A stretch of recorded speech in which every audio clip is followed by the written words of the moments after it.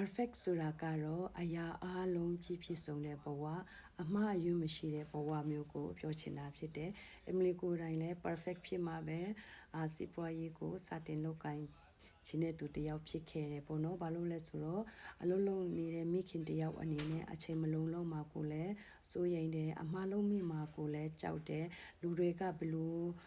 ဘာညာထင်မှာကိုလည်းကြောက်နေတဲ့သူတယောက်ဖြစ်တယ်ပေါ့နော်။ဒါပေမဲ့တကယ်လက်တွေ့ဘဝမှာကတော့ perfect ဖြစ်တယ်ဆိုတာမရှိပါဘူးအပြင်ပန်းဟန်ပြမှုသာဖြစ်တယ်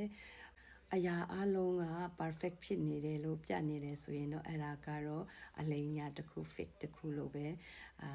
ယုံကြည်တယ်ပေါ့နော် real လူတွေကတော့တခါတလေconfuse ဖြစ်ရှိတယ်ကြာရှုံးတဲ့ချိန်တွေလည်းရှိတယ်အခက်ခဲတွေရှိတဲ့ချိန်တွေလည်းရှိတယ်တန်တရားစိတ်တွေရှိတဲ့ချိန်တွေလည်းအများကြီးရှိတယ်ပေါ့နော်ဒါပေမဲ့သူတို့ကမရက်မနာပဲနဲ့ consistency လေးနဲ့သူတို့ရဲ့ live journey တွေကိုမဖုံးကွယ်ထားပဲနဲ့အမြဲတမ်း sharing လေးလုပ်တယ်တိုးတက်မှုတိုင်းကိုလည်းsharing လေးလုပ်ခြင်းအပြင်လူတွေကိုယုံကြည်မှုကိုပို့ပြီးတော့တိဆောက်စေတာဖြစ်တယ်။သူတို့က perfect ဖြစ်ဖို့မကြိုးစားဘဲနဲ့ပုံမှန်လေးနဲ့သူတို့ရဲ့ real life journey လေးတွေကို sharing လေးလုပ်ချင်အပြင်ကျမတို့နဲ့ related ဖြစ်တဲ့လူတွေဆိုရင်ကျမတို့ကပို့ပြီးတော့သိချင်လာတယ် follow တွေလုပ်ချင်လာတယ်ဒီလိုမျိုးနဲ့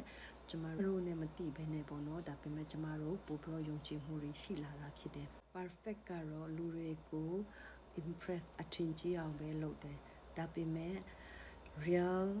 ကတော့လူတွေကိုယုံကြည်မှုကိုတိဆောက်ပေးတာဖြစ်တယ်။ဒါကြောင့်မလို့ online မှာပဲဖြစ်ဖြစ်ဘယ်အရာမှာပဲဖြစ်ဖြစ်ပေါ့နော်။ကျမတို့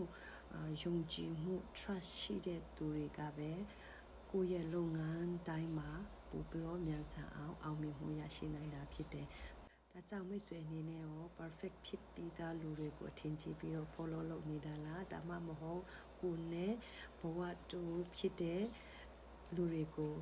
ယုံကြည်ပြီးတော့ follow လုပ်နေတာလားဆိုတာလေးကို comment လေးမှာရေးပေးပါနော် thank you ပါ